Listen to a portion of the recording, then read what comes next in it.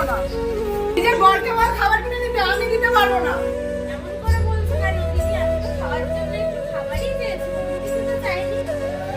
খাওয়ার কত সোয়াদ দেখ না, বরকে বল বেশি বেশি করে ইনকাম করতে। 2 টাকা ইনকাম করে পুরো নেই আবার খাবার খাবে। কত শখ মহারানী।